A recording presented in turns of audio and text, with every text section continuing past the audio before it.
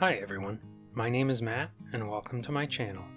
I've painted 2 Kroxigors so far and things were looking a little too blue, so I decided to paint the last one with some bright, warm colors. So let's grab our brushes and get started.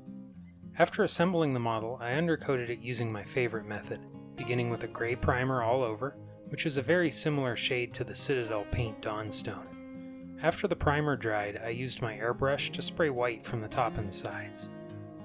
The result is a subtle, zenithal style undercoat with white on the top, blending to gray on the underside. If you don't have an airbrush, I would recommend priming the model with a solid white spray instead. For the first layer, I painted the entire model with Casandora yellow.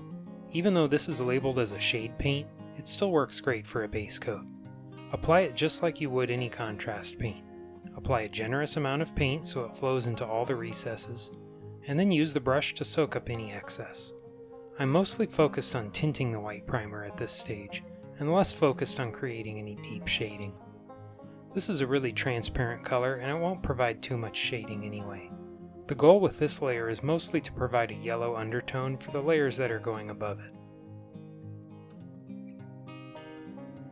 After that layer of Casandora yellow dried, I went back with a sharp brush and painted some more yellow directly into the shadows on the belly. I'm not going to paint a second coat on the scales or the back, I'm just putting it in the areas where the final color is going to be yellow.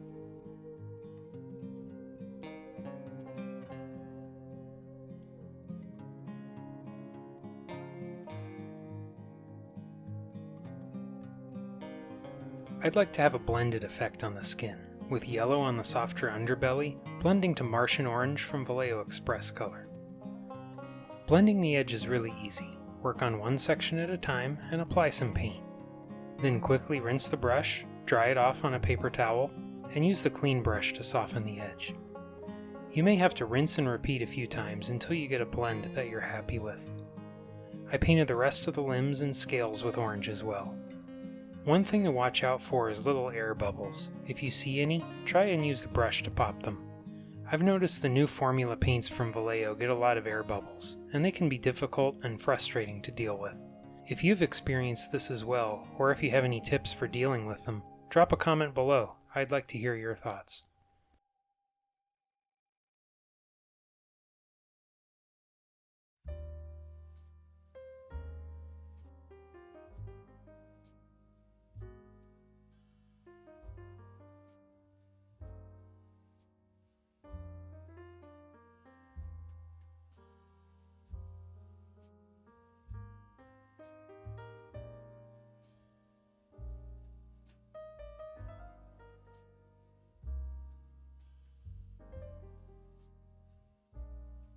Next I moved on to Blood Angel's Red and painted the scales.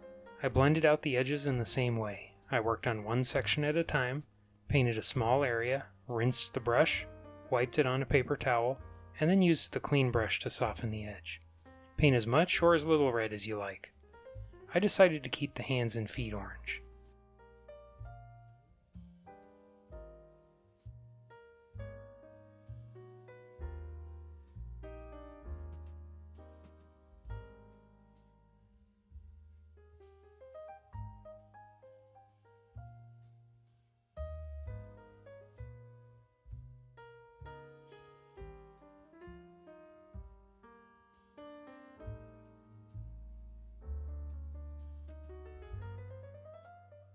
Now is a great time for me to ask you to do those YouTube things that we all love so much. If you're liking the video so far, please give it a like. And don't forget to subscribe to the channel so you don't miss out on any future content.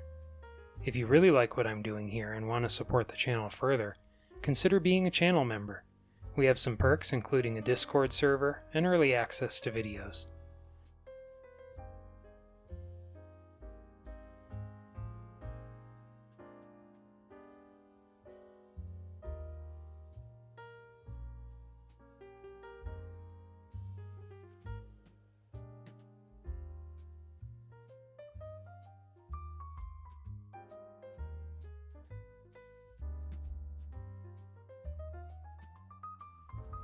Next I painted all the spikes, claws, and weapon handle with black.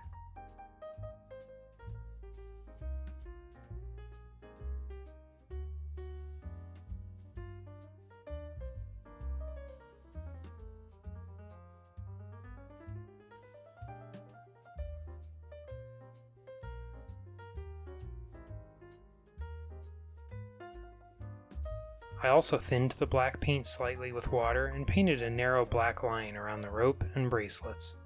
It's okay if some black paint gets on those areas since we'll be painting them with opaque paint later, but try your best to avoid getting any on the skin or the scales.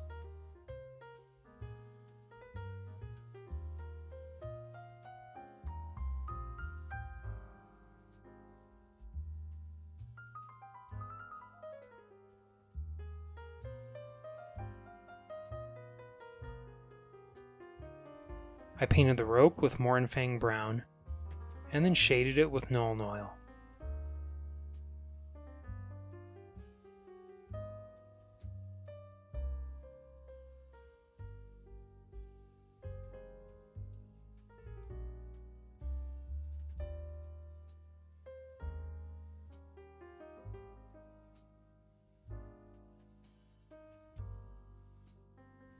I think if I paint the stone a really dark blue color, like lapis, it would complement the red and yellow well. So I began by painting the weapon and bracelets with Fenrisian gray.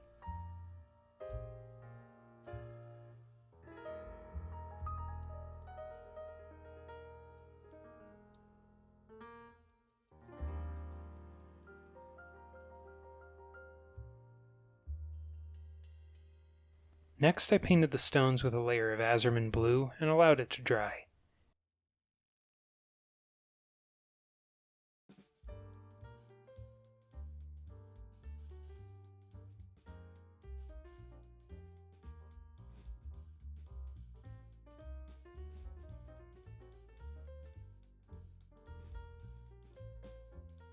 Then I painted a second layer to deepen the color.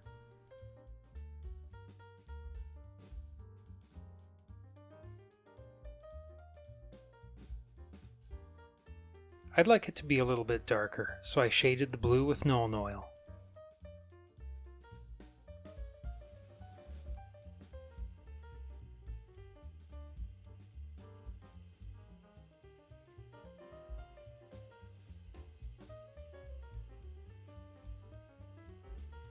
Next I painted all the gold with Retributor armor, and after that layer dried, I painted a second for an even finish.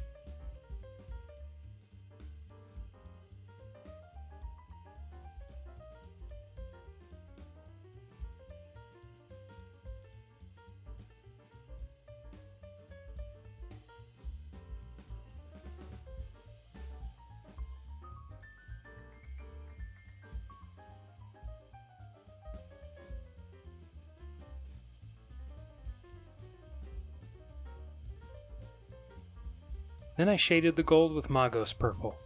This color has become one of my favorites for shading gold. Normally I would use a reddish brown shade, but the purple adds a unique tone that I really like.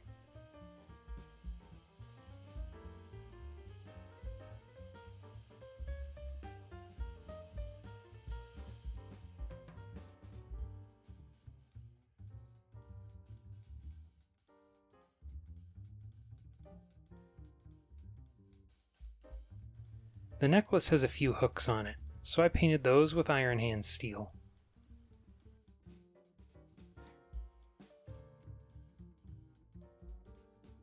Then I shaded them with Nuln oil.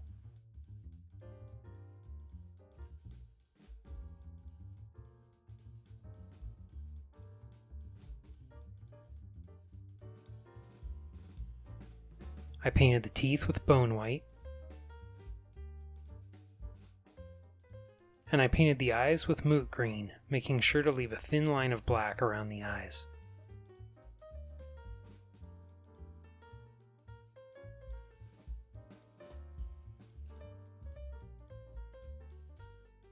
At this stage you could call the model finished, but I'd like to keep going and paint some highlights. Let's start off by highlighting the skin with Toxic Yellow. I thinned the paint with some water, and with barely any paint on my brush I picked out some of the edges. Toxic Yellow is really bright and strong, and it's important to thin it down with water so it's semi-transparent. Once the first layer is dry, you can go back and brighten up some of the corners. Paint as much or as little as you like.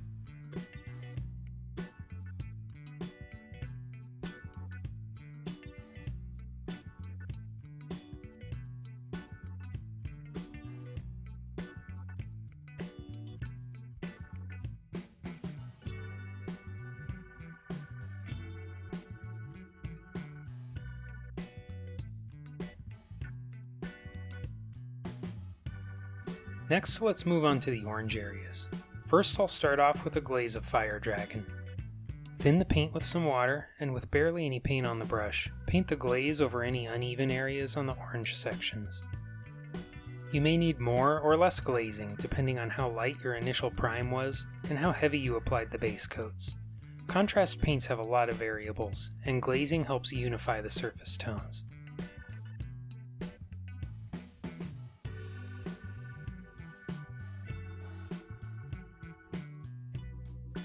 With that glaze applied, now I can highlight the orange sections with a mix of Fire Dragon and Toxic Yellow. I thinned the mix with some water and painted it just like the first highlight. With barely any paint on the brush, pick out as many or as few edges as you like. I tried my best to let the highlight fade out into the yellow highlights and also fade out into the red areas.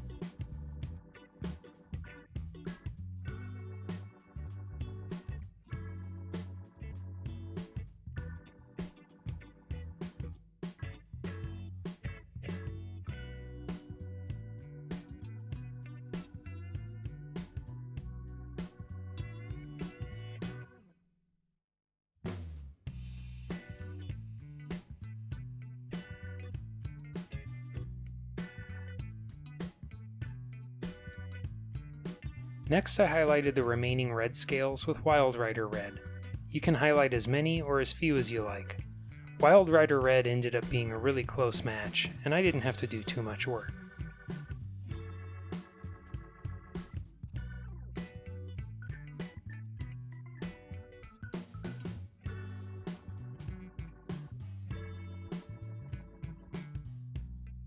I'd like to build up some highlights on the back crest with Fire Dragon. But rather than paint them all over, I think I'll mostly stick to the center, and maybe a couple of the sharp corners on the sides. Almost like a pattern, or maybe the scales are naturally lighter there. The solid red back looks kinda boring, and I think varying the tones will help create some visual interest.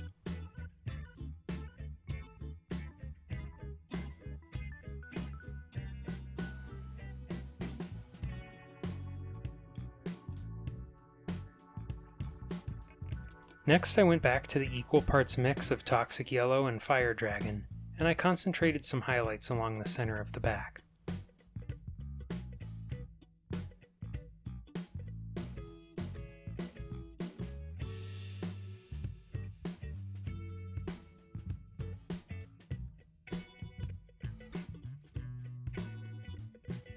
Finally, I painted a few accents of pure Toxic Yellow on the sharpest edges and corners.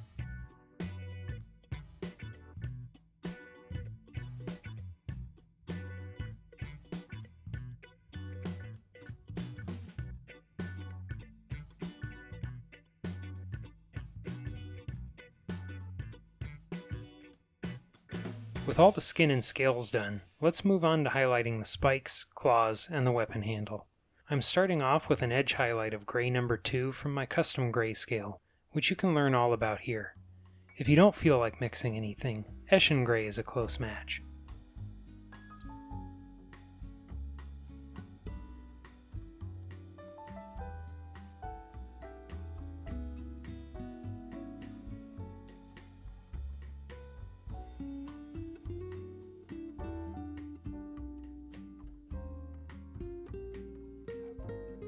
Next, I highlighted the very edges and corners of the spikes with Fenrisian gray.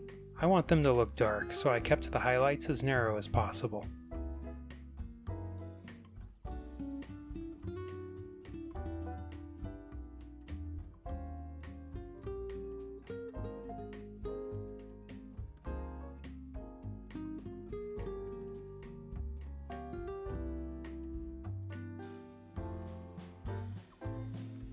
I also used the Fenrisian gray to highlight the blue stone.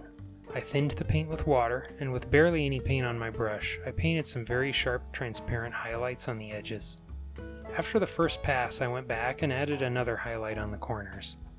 The stone is really dark, and Fenrisian gray is a big jump in value, so in order to avoid stark looking highlights, it's important to make sure the paint is thinned, you have barely any on your brush, and make the brush marks as small as possible.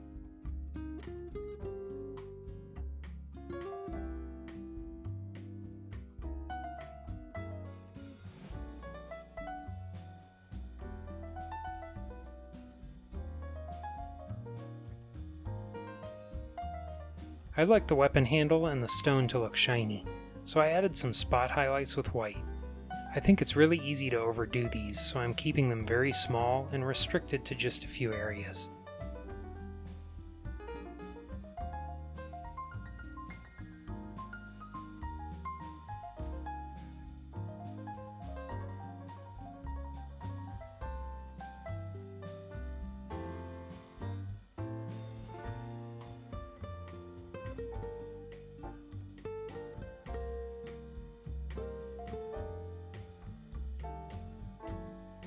While I had the white out, I also highlighted the teeth.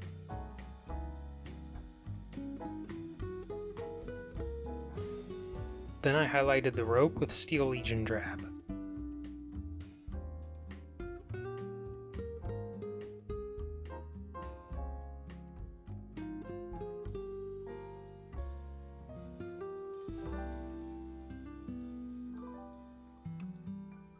I think the eyes would look better with a pupil, so I painted those with a dot of black.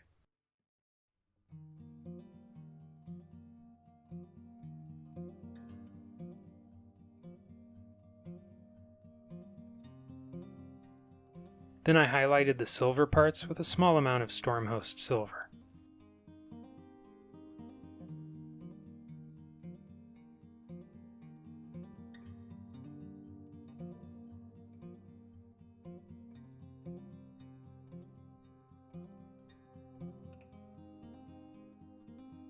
I just have the gold left to highlight now, and I'm starting off with a thin glaze of Retributor armor. The shade dulled down the shine, and this glaze will help bring the shine back. I don't want to put it everywhere though, just on the top facing sections and anywhere the shade dried unevenly.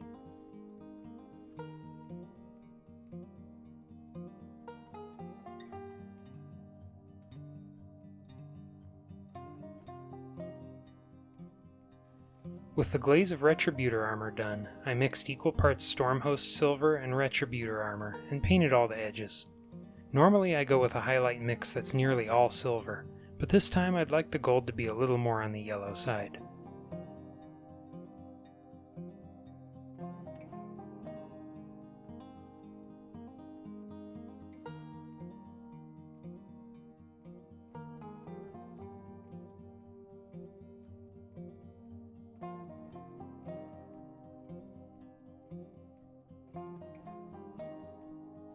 I attached a couple pieces of cork to the base with super glue, and then used an old brush to apply some textured paste. Before the paste dried, I sprinkled on coarse gravel and fine sand. After the texture paste dried, I painted the entire base with a layer of thinned Rhinox hide, followed by a dry brush of Mournfang brown, and then Balor brown. I painted the rocks with Dawnstone, dry brushed the tree stump with Steel Legion Drab, shaded them both with a mix of Agrax Earthshade and Nuln oil, dry brushed the stump with Baneblade brown, dry brushed the rocks with Dawnstone, and then dry brushed with a mix of Dawnstone and Bonewhite. I painted the edge of the base black, and after that dried, I applied patches of static grass and clump foliage with super glue. I'd like to give a big shout out to our channel members. Thank you so much for your support. It really is a huge help. If you want to be like these amazing people and help support what I'm doing here, just click the join button down below. Thank you. I really enjoyed painting the bright colors on this model, and I'll definitely have to revisit this color scheme again on something else. I still need to paint up some of the large Seraphon models for the channel, and I may have to paint them yellow and orange. What would you like to see next on the channel? Drop a comment below and share your thoughts. Well, that's it for now. Thanks for watching, and until next time, happy painting.